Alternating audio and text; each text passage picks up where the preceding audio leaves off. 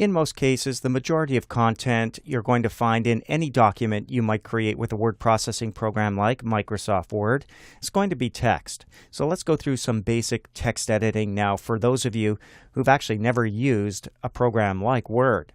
We have a document called Style Guide 1 open. It's in your Chapter 2 folder of your exercise files, and we do have some text here already on this first page where we can see a 3-line title. Let's say we wanted to insert some content. Well, it's very simple and very basic. You click and type. And if there is existing text there already, it gets pushed aside. There was a day when we had to worry about insert versus type over, but now we just click, let's say in front of the S in style, and start typing. We'll type in branding and leave a space. Everything gets pushed aside. It happens to be center alignment, so all of that stays intact.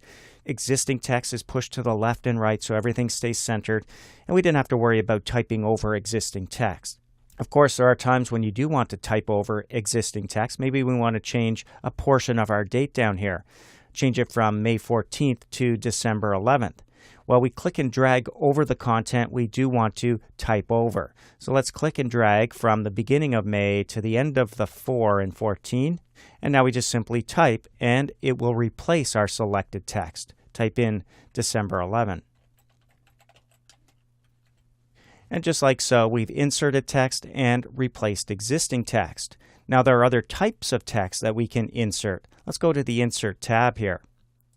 You'll notice off to the right-hand side there's a whole text section.